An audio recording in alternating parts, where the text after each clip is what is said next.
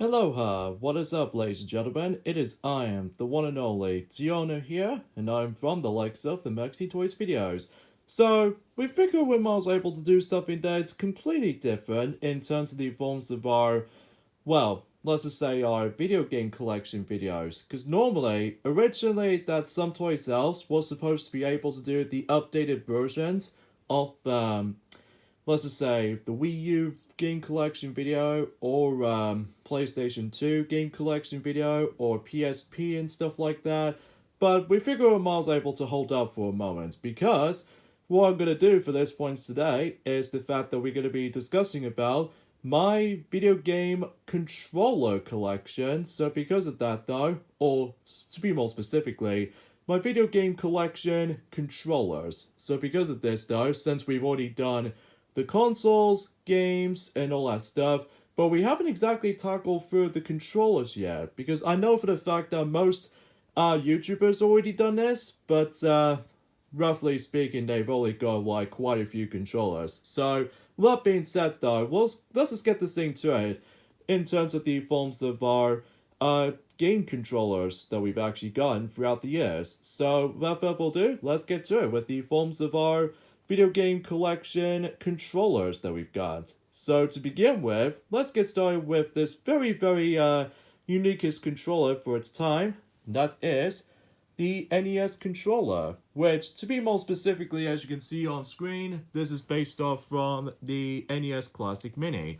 So for what you've seen this controller, as far as the comfort zone and the controller layout and everything, for its time though, it looks really pure classic, especially noticeable about the fact that, well, for one noticeable thing, it's made by Nintendo of course, and of course you get the directional pad, the start and select buttons, and the A and B buttons, which I will say, feels very satisfying to press. But every now and then, it starts to get a little bit, I don't know, dated. But regardless of everything else though, for its time though, it does look pretty cool. Especially noticeable about the fact that, well, if you ever play Super Mario Bros., then you know what I mean. So yeah, that was it for the NES controller right here. Mind you, this is based off from the classic mini version of this controller.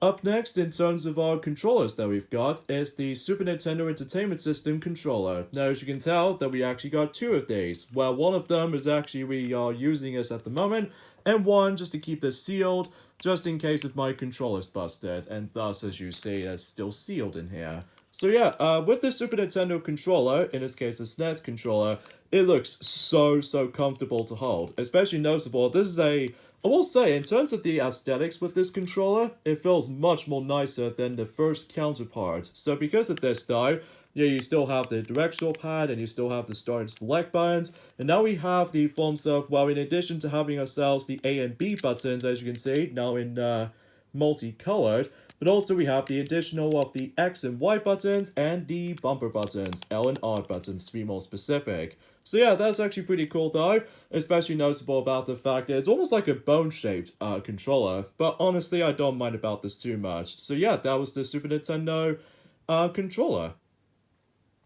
Moving on to the Nintendo 64 controllers. Now, as you can see, I had three of these as opposed to two or four, although I used to have the fourth one, but it's busted. So because of that, the primary one we're actually using is the blue one, because for the longest time, we had the gray controller, which we had actually used that for such a long time, but we also managed to able to have ourselves the yellow one back in the day as well. But ultimately, the blue one is actually my top priority for usage because, well, I just love blue because it reminds me of Sonic the Hedgehog for its color.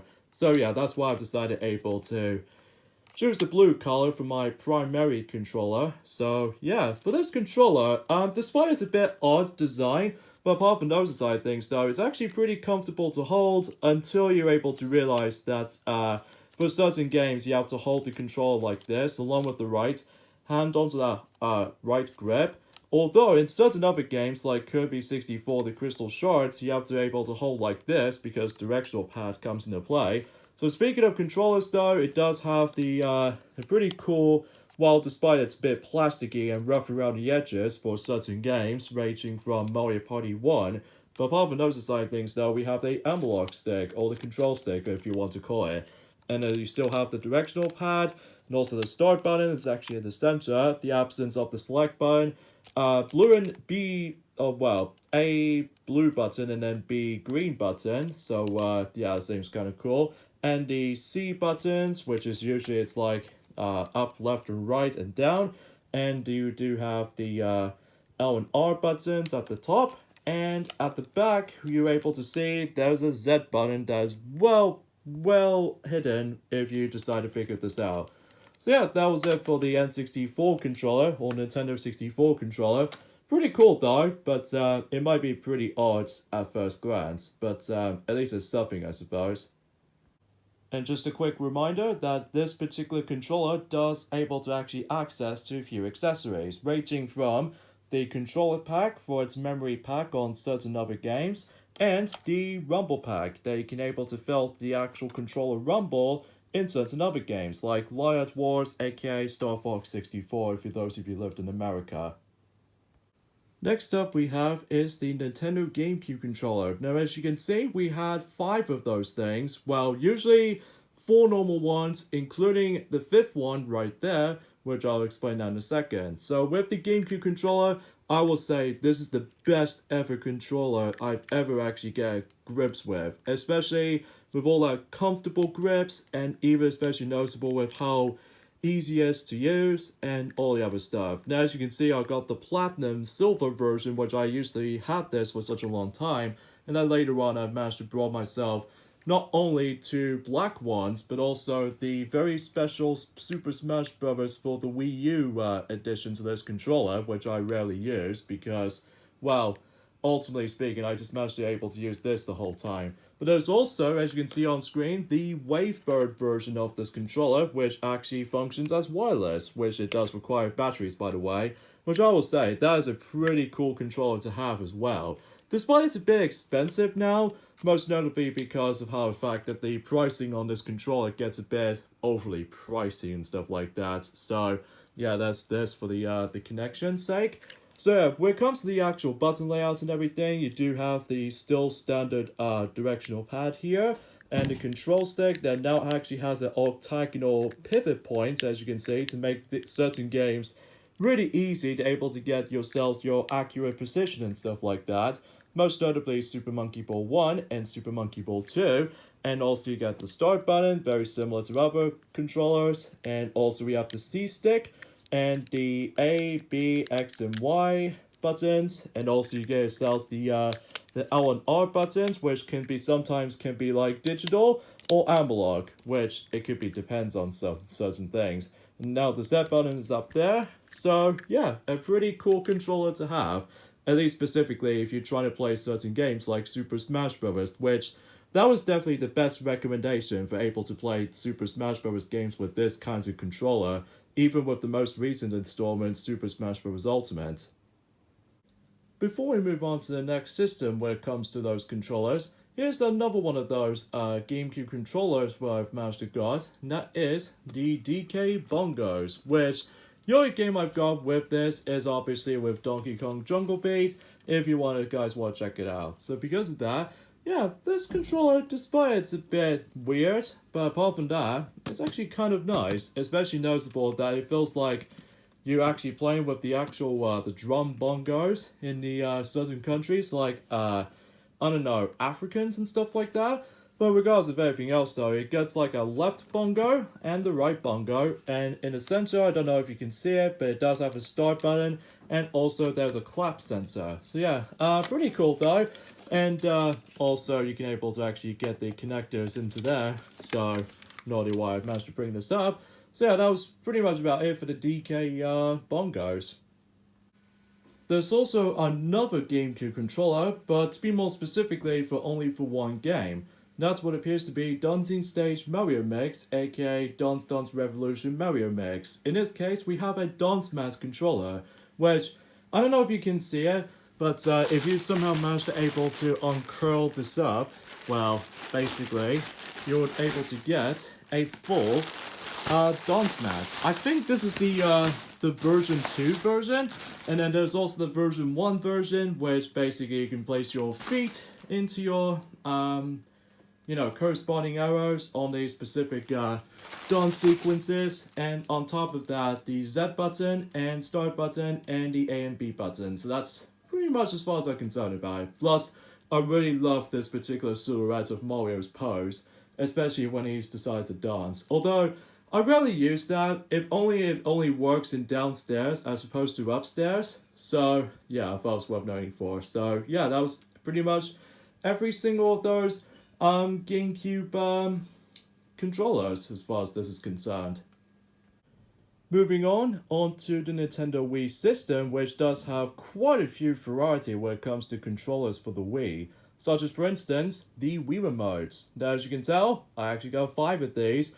3 of them are normal white, but this one in particular does have a Wii Motion Plus inside it, along with the other 2 Wii Remotes there, meaning red and the special Luigi version, which I honestly, God forbid, I've had this for such a long time, but I rarely use that apart from several of motion-based Wii games. So yeah, with the Wii Remote, despite it's a bit bizarre at first, but I will say, this is a pretty unique peripheral for the Wii. Like, obviously with motion sensing, and also it actually acts like a remote control. And you can also just manage to set up like this, so that you can able to play 2D games like the NES or 2D platformers like this. And especially noticeable with how pretty unique this controller is. Especially you get the directional pad, the power button is now a thing, and the A button was just like directly at the center. Plus and minus and home buttons, and 1 and 2, and at the back you get the B button just right underneath there, very similar to the Z button as in the N64 controller. And also you guys have the sync button on certain Wii remotes every nowadays, like for this one in particular, so that way you can sync up to your Wii and the Wii U and all that stuff, which is pretty cool controller if you decide to play party games like Wii Sports, Wii Party, Mario Party 8 and 9, and all that jazz. So yeah, that was it for the Wii Remote. So here's one of those controller accessories for the Wii, which appears to be known as the Nunchucks. Now, as you can tell, I actually got 4 of these. 3 of them are pure white, as you can see on screen. And the other one, which I did manage to find in a garage sale, which appears to be the black one, which is pretty radical, I'm not gonna lie. But ultimately, I managed to be able to use this one in particular, despite it's worn out with the actual stick in mind. But apart from those side of things though, it still rarely works. But if it's busted though, I can simply just use the others. So yeah, with the Nunchuck, obviously you know what this is. It's the fact that if you find yourself a Wii Remote, like this one in particular, then you can obviously connect it to the Wii Remote. If I can just try to do this with my one-hand technique, even though it might be super impossible, but it might be super cumbersome. But there you go. So you can play certain games while using a nunchuck with the left hand, and then the Wii Remote on the right hand, like Super Mario Galaxy and stuff like that. But it does look pretty cool, I'm not gonna lie. Like, especially you do have 2 additional buttons, like the C button on top and the Z button underneath it. So yeah, that's actually super dope and everything with those nunchuck accessory controllers. And there's another types of controllers for the Wii, which this time around is based off from retro type of consoles, which appears to be the Wii Classic controller. Now, as you can see, I got the normal version, as you can see, and recently I got the Pro version, which, as you can see, it looks so much nicer on the Pro version, I'm not gonna lie. Especially how, although don't get me wrong, the original controller is not too bad, except with the lack of grips, which as a result though, playing other games like fighting games with this can be a bit cumbersome to hold. But, much like the Nunchuck, you can still able to connect this onto your Wii Remote. So yeah, you get the idea, you can able to connect it to here, so that way you can play retro games. Like Super Nintendo games is the best recommendation with this, assuming that if you got those already in the past. But yeah, that's pretty much as far as I can say about the Wii Classic Controller Pro. I mean, usually you get the directional pad, the same exact buttons as the Wii Remote, and also you got the L and R buttons, in addition with the ZL and ZR buttons, which are, not gonna lie, very clicky on this version, whilst unlike in here, the Classic Controller Pro, it's almost like pressable, which I would say it does look pretty nice and better overall, in my opinion. But regardless of such though, I have no idea what's up with this button on top there, although it actually triggers this, which that's pretty much as far as I can explain about this, basically. And also those two analog sticks, which those two analog sticks are very close to each other from this version, whilst in here though, it's almost like spread apart, which I kind of prefer this one better. And of course you get the usual full-face buttons, A, B, Y, and X buttons, to be expected by this point from Nintendo standards. But yeah, that was it for the Wii Classic Controller. Next up we'll move on is the Wii U, in this case Nintendo's miserable failure system as a result. So obviously we got ourselves the Wii U gamepad, which functions as like a controller and stuff like that. But you do get this along with the system itself, so basically that's as far as this is concerned. But as far as the actual controller goes, it's actually not too bad, I'm not gonna lie, despite it's a bit gimmicky most of the time. But regardless of everything else though, despite it's gimmicky, I still find this to be a kind of an interesting controller, especially you get yourselves the exact same control type as new forms of the Wii Classic Controller kind of stuff, except you do now actually have the lack of octagonal stuff from these analog sticks in mind, and still got the directional pad there, and the NFC reader this time around though, and also you got the home button similar to the other controllers like for the Wii, and also you get the mic, and the TV control button, and the power button just like always for certain Wii remotes during that time, start and select, and four-face buttons which are now capitalized. And also we got ourselves the bumper buttons on top, and the trigger buttons from down there. And also you get the stylus for its touchscreen, because yes, the Wii U does have a touchscreen onto the gamepad. So yeah, that's pretty much as far as I can say about it. Although the actual comfort grips is actually kind of comfortable to hold, but I will have to admit though, it does get pretty much worn out and also pretty dusty in general, because most people don't usually play Wii U every now and then because they prefer the Switch over this, but that's just how I think it is. So when it comes to other controllers for the Wii U, I will give this one credit for the Wii U, and that is its pretty cool Wii U Pro controller, which it does have a kind of a similar aesthetic as in the regular Wii Classic Controller Pro, except the fact that it's all wireless as opposed to wired, so I guess that's a good thing.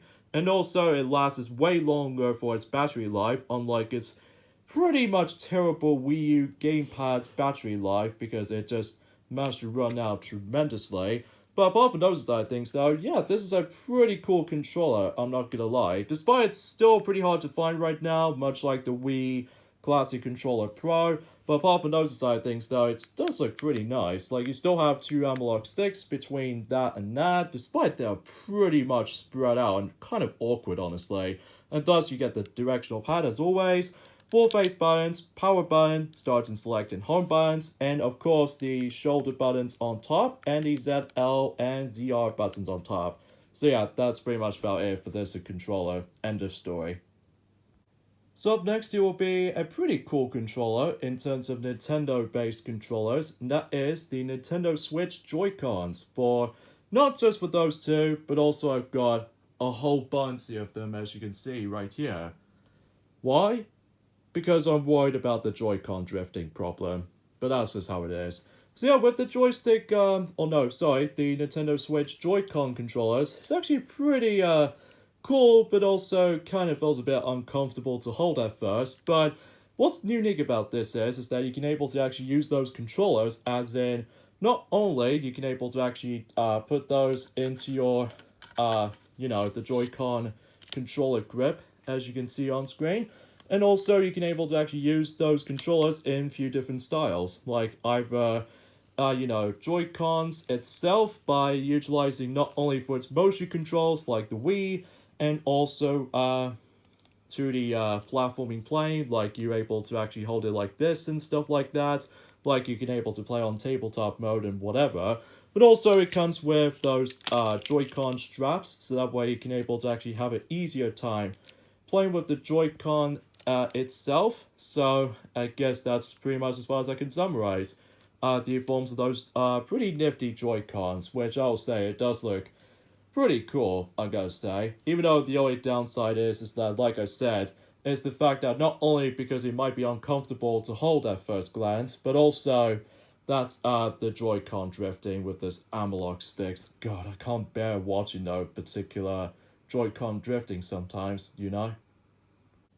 Thankfully though, I managed able to come across into this very awesome controller into my collection, which appears to be the Nintendo Switch Pro Controller, which I will say it is the best controller I've ever actually held and grips with, much like the GameCube controller, and just like the Joy-Con controllers, I also got the second one just in case for if the actual drifting problem comes into play, but still.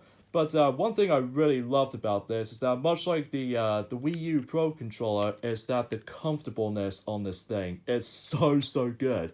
And thankfully, the button layout is actually much more better as well, because it did somehow match things up with the actual Xbox 360 controller and stuff like that. But you still got two analog sticks, and now it's all clickable, much like certain other controllers as far as I'm concerned with, as well as the directional pad, and minus and plus, and the capture button, and all the other jazz, which I forgot to mention about with those Joy-Con controllers and stuff like that, as well as the L and R buttons, and ZL buttons as far as I'm concerned. And much like the Wii U Pro controller, it's wireless and everything. So yeah, I'm very glad to able to have this into my controllers, the amount of controllers I have. So yeah, pretty awesome controller. And I think that's pretty much all of the Nintendo-based controllers. So now let's move on to the Sega ones. So let's move on now to the Sega-based controllers. So first up in the lineup we have is the Sega Mega Drive / Sega Genesis controller. Now as you can see on screen, I had not only the normal version, the original version of this controller, but also the mini version or the classic mini version as well. Including with the second controller, I got with the classic version, but it's still sealed just in case if my you know what I mean, control busted and stuff like that. But yeah, with the Mega Drive controller, it's pretty cool, even though despite the fact that in this condition right here is not the best though, mainly because of worn out texture in there, like it was gonna say trigger underneath there, and also the directional pad feels a bit flimsy at points, but still barely works despite I have to push it down in order to able to activate it, which thankfully, unlike the classic mini version of this controller, it's super fluid, especially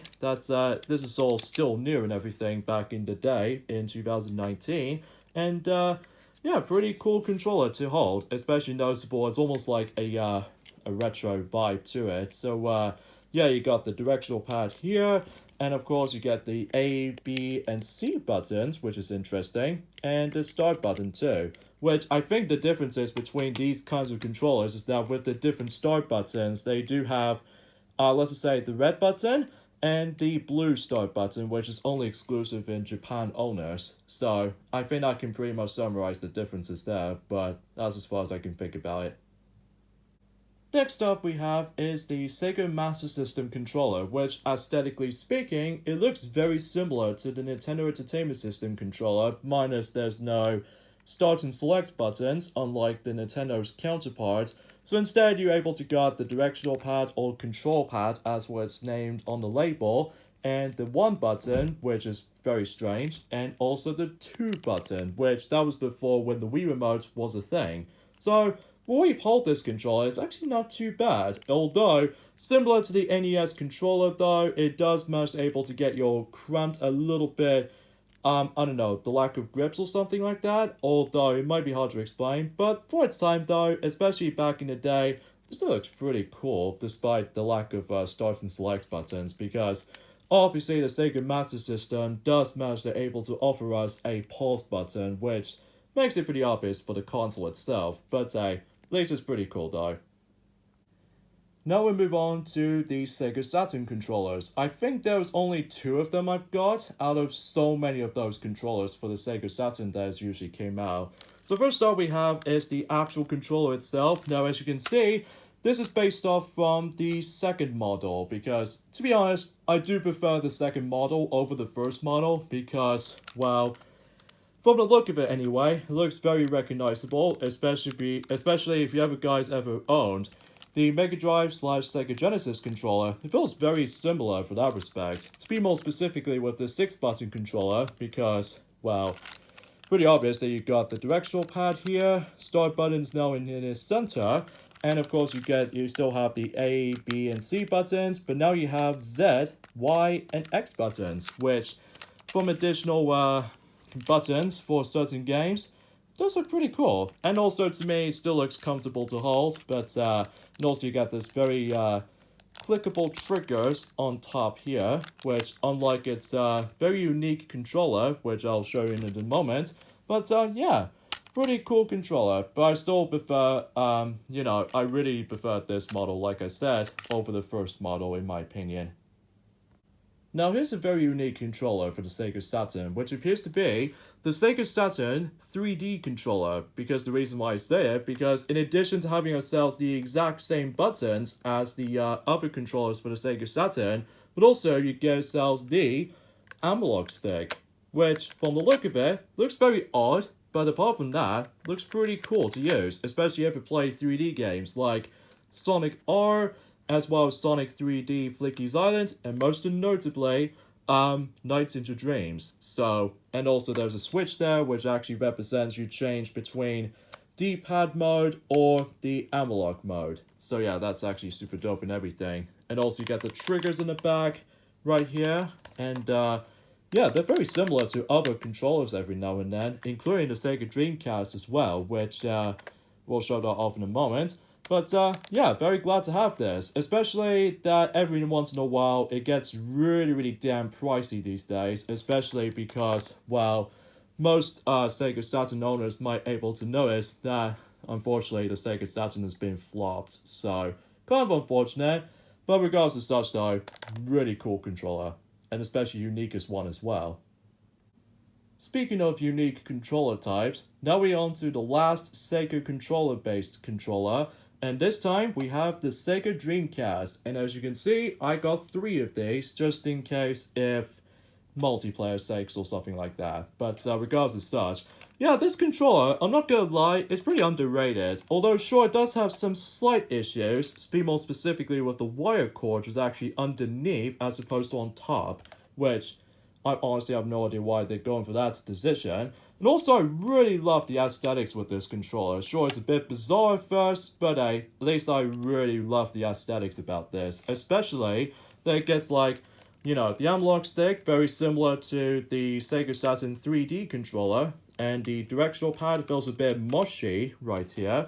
And a start button, which appears to be like a triangle. I'm guessing they're trying to match up to this exact same symbol as the Dreamcast system itself. And also you get yourself some very cool colored buttons, which this appears to be red for the A button, B for the blue, that's pretty cool, and Y for the green, and X for yellow, which is pretty cool. And the uniquest part about this is it's not just for the forms of those triggers, very similar to the Sega Saturn 3D controller, but also it gets like a cute VMU stuck into the actual controller, which actually be used as in memory cards. So, which that was before when Microsoft usually used this as well as for the Microsoft Xbox. So yeah, pretty cool, and especially noticeable that although it does have a bit of a lack of octagonal pivot points right here, unlike Nintendo, they do manage to have the octagonal pivot points to make accuration a bit more precise.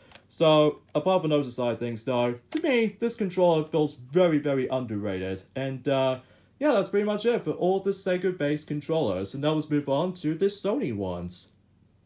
And now we'll move on to the Sony controllers. So first up we have is the PlayStation 1 controller, to be more specifically PS1. Yeah, despite the fact that the controller itself is a bit decolored, that's only because I got it with the actual used PS1 Slim model. But apart from those side things though, that's as far as I don't mind about it too much. But this appears to be the analog stick or the dual analog version of the PS1 controller, and I'm gonna say, it does look very comfortable to hold, especially noticeable if you're ever trying to play, 3D games like Ape Escape or Crash Bandicoot 2 or Crash Bandicoot 3, or even Spyro the Dragon, this is super comfortable, especially with the analog stick comes into play, or the actual analog stick as far as I like to point things out. So yeah, you do get yourselves the actual directional pad, start and select buttons, and the analog mode button, and the two analog sticks like I said, and this will actually activate the R3 buttons as far as this is concerned with certain controllers. Like if you push these sticks down, it'll activate the L3 and R3, so I just want to classify that. Two of those, or four shoulder buttons to be more specific, with R1, L1, R2, and L2, and also you get yourselves the X, square, triangle, and circle buttons. So yeah, that's actually pretty cool. But that's pretty much as far as I can say about this controller. Although there's also another controller which I used to have with no analog sticks at all, but I no longer have it. But I always preferred this one over the originals to me. Up next we have is the PlayStation 2 controller, known as DualShock 2. So as you can tell, speaking of 2, I got two controllers here, because why the heck not? So yeah, let's have a look at the controller itself. Aesthetically speaking, it looks exactly like the forms of the PS1 controller, specifically the slim version of that controller. And it does have the exact same button layout, so I don't think I can able to go for all that again. Apart from those side things though, yeah, it's a pretty cool controller, especially noticeable that, well, this might actually be, well, technically, the first ever, well, I don't know how do I explain this, because it has been a really long while since I known about the PS2, besides back in 2006, but able to try out Kingdom Hearts 2 and stuff like that. But, yeah, regardless of such, pretty cool controller, similar to the PS1 controller, but that's how it is for this point. Moving on to the PlayStation 3, known as DualShock 3. And yeah, as you can tell, much like the PS2 controller, I got two of these just in case if the actual rubbery analog sticks gets a bit sweatier and even sticky. So that's as far as I can describe about it. But yeah, as far as the DualShock 3 controller, as far as this is concerned, aesthetically looks very similar to the DualShock 2 controller and DualShock 1 controller, except this time it's in wireless. So because of that though, and also motion sensing for certain games, and also the buttons has been replaced. Like normally on the PS2 controller, it does manage to offer us the analog button, but now it's been replaced by a home button, in this case the PlayStation button. So, and also the triggers themselves are now usually adjustable, so if you're trying to slightly tap it or trying to push it down, it's almost like if you're trying to do it analog or just anything else for that matter. So and also with the blue color I've got on the PS3 controller in my hand, so because obviously it reminds me of Sonic and I love Sonic so much. But anyway, so yeah, I think that's as far as I can say about DualShock 3 along with Zigzaxes, as you can see right here. So, yeah, pretty cool controller. Well, usually it's kind of like DualShock 2, except it's wireless. So there's nothing different from now, apart from several replacements there. But good controller, though. And lastly, in terms of the PlayStation lineup, because I was expecting to get DualSense for the PS5, but PS5 is really hard to come by. So as you can see, we got ourselves the DualShock 4 for the PlayStation 4. And just like the other two controllers, I got two of them. Well, one is the actual primary one, and one is still in the box with sealed, just in case, for much like the Joycon controllers for the Switch, in case of the actual analog stick drifting. So, yeah, I apologize for that little tongue twisting in the end, folks. So yeah, aesthetically speaking, it's kind of similar to the PS3 controller, except the actual button layout is actually a little bit more different this time, and also the design looks so comfortable. And I will say, this is the best controller for the PlayStation controller I've ever held, especially how comfortable it was, and also the triggers are pretty much exactly like the DualShock 3 controller, except now it has like more features such as the touchpad, and also on top of that, replacing start and select buttons by share and options button, which, yeah, I have no idea why they replaced those, but I digress. But hey, at least it's a pretty cool controller, and I think I attempt to use that sometimes for, trying to play Game Boy Advance games on the emulator, or certain games on the emulator, which I always attempt to use that time. But yeah, pretty cool controller to have, even for the PlayStation fans out there. So yeah, I think that's all of the PlayStation controllers I have, and let's move on to the final category, and that is the Microsoft Xbox. So the first Xbox controller, which appears to be the one that started it all back in 2001, specifically the OG Xbox controller. Now as you can see on screen, on that particular recording, this appears to be Xbox Controller S, as you can see, because obviously Japan managed to get this, whilst in our country, we obviously get ourselves a very ugly controller at first, but luckily we did manage to get this controller later on, so I think this particular controller looks much nicer, at least in my opinion. And also, from the actual aesthetics of this, and also you realize that they have some familiar memory card slots. For those who have seen the Dreamcast controllers before, then you know exactly how this goes. It's like a expanding memory in those two slots here, so yeah, for what I hold this, it's actually pretty nice to hold, especially how, despite it's all wired and everything, like ridiculously long wired, but apart from those side of things though, it's actually a pretty cool controller to able to actually get grips with. Even you do have the still two analog sticks, or thumbsticks as what's known here, and also you got yourselves a very strange directional pad here, but I will say, this D-pad feels much nicer than the other one though, because, well, like I said, the first type of this controller is so ugly. And also we got ourselves the back button and the start button, which are kind of feels a bit oddly placed, but I'm sure I get used to it. And also we got ourselves the familiar X or A, X, Y, and B buttons. Sorry, I just get a little bit confused with all the button layouts, but I digress. And also similar to the Sega Saturn 3D controller and the Dreamcast controller, we do have these little pretty fancy triggers. So yeah, that's that. And also we got ourselves the two odd buttons, which appears to be the black button and the white button. Not exactly sure what that's meant to be for, but I'm guessing it's like the equivalent to, I don't know, bumpers, I suppose? But I digress. So yeah, pretty cool controller, and I'm very glad to actually have this particular controller as opposed to the first rendition of this controller, because, like I said, the first controller is kind of ugly to me. Next up we have is the Xbox 360 controller, and just like the forms of several PlayStation controllers, I got two of them, just in case for, thumbstick drifting. So I thought to myself, yeah, I thought I might as well go for it. So yeah, for the Xbox 360 controller, it kind of feels a bit slightly similar to the OG Xbox controller, except this particular version I've got, it's completely wireless, and thus it requires batteries in order to be able to play it, so, but I digress. And what I've hold it is so nice to able to hold and just take a grips with it, because, well, as far as you no doubt tell, that I'm very big fan of this particular controller back in the day, especially with certain games like Sonic Generations. I always attempt to play with this controller. And speaking of the controller itself, you got yourselves the usual thumbsticks here, and also got the very weird directional pads, and also we got ourselves the A, X, Y, and B buttons right here, which are very similar colored as in the previous controller. And also we got the back and start buttons, which are now directly onto its center, and I did not meant to able to activate the Xbox 360, by the way.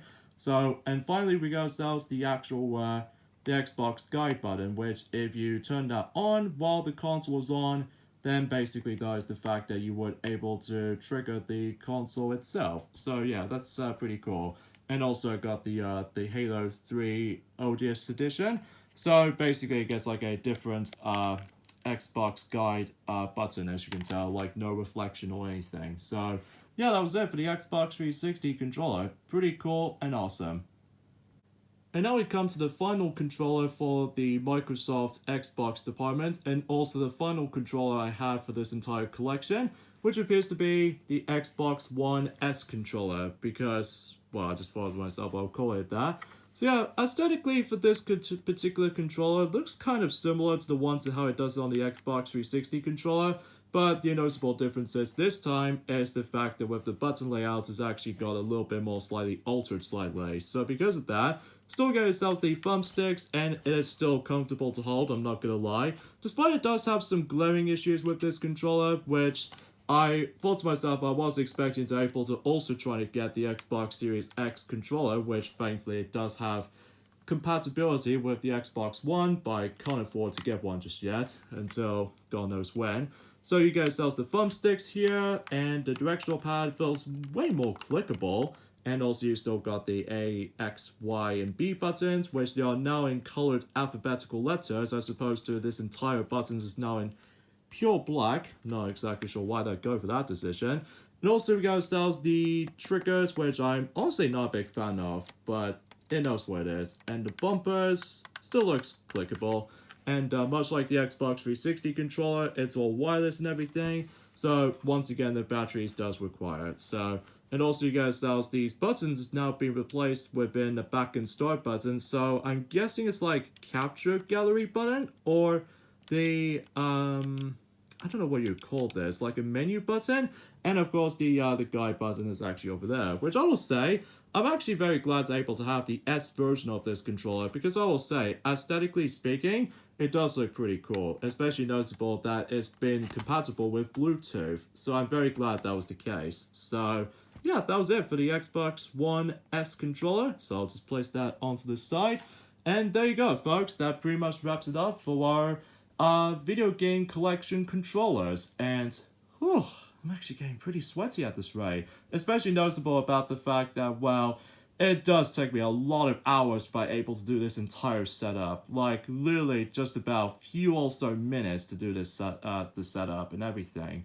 But regardless of such though, hope you guys are able to enjoy this particular collection. Although despite it's a bit rushed on certain parts, but apart from those side of things though, I actually really enjoyed that particular achievement right here. So yeah, I guess that pretty much summarized the forms of my video game collection controllers. So, hope you guys do enjoy it. I was expecting if I was able to include the accessories, but maybe in another time. So, with that being said, I am Tiana here from the likes of the Maxi Toys. And I suppose up next in terms of our video game collection video, as far as updates are concerned, we were expecting to be able to do the Wii U game collection video update, but we'll save that until at some point in this year's November. So for the time being, no matter what though, let's do the PlayStation 2 game update collection video. And after that, it will be the PSP, just in case for our final update for our collection's sake. Just like N64, GameCube, and Wii. So yeah, hope you guys will be looking forward to that. So I'll see you guys at some point soon. Ciao. Or in this case, adios.